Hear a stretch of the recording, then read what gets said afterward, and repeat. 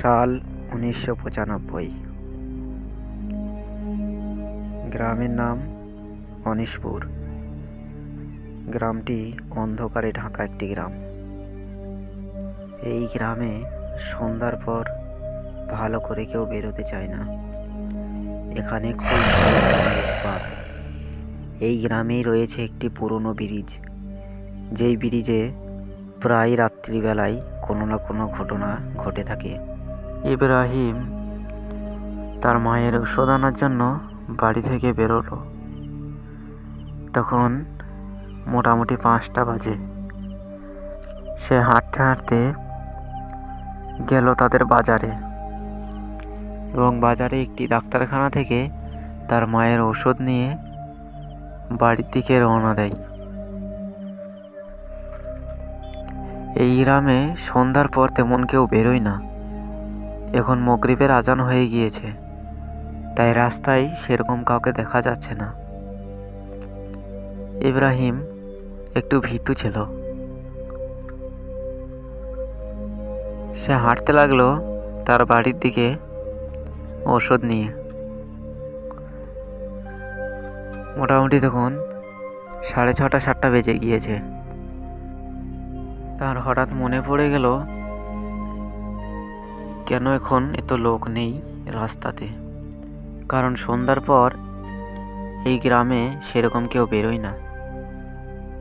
সে ভয় খেয়ে গেল, তাই সে তাড়াতাড়ি পা চালিয়ে হাঁটতে লাগলো, বাড়ির দিকে যেতে লাগলো।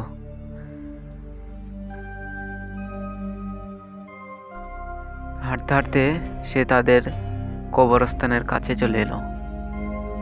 কবরস্থানের কাছে আসতেই তার মনে হলো তার পেছনে কেউ জানি দৌড়াদৌড়ি করছে।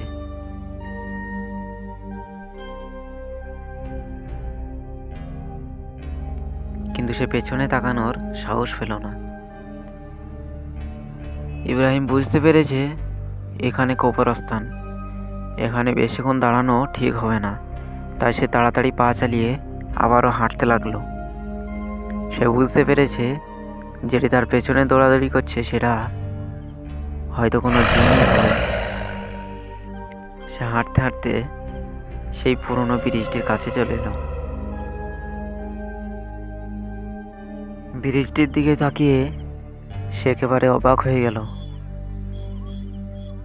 একটি সাদা শাড়ি পরা মহিলা বসে আছে একটি লাশ নিয়ে। ইব্রাহিম এটি দেখে একেবারে ভয় খেয়ে গিয়েছে। কিন্তু সে মনে মনে ভাবলো, ভয় খেলে চলবে না, এসব জায়গায় মনে সাহস রাখতে হবে। ইব্রাহিম ছিল মাদ্রাসার একটি ছাত্র, তো তার সব রকমই দোয়া দরুদ মোটামুটি মুখস্থ রয়েছে। সে চোখ বন্ধ করে মনে মনে আয়াতুল কুরসি পড়তে লাগলো।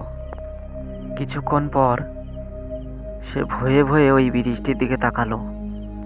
তাকিয়ে দেখলো লাশটি এবং ওই মহিলাটির মাঝখানে মানুষ যাওয়ার মতন একটি ছোট্ট পাড়া রাস্তা হয়ে গিয়েছে।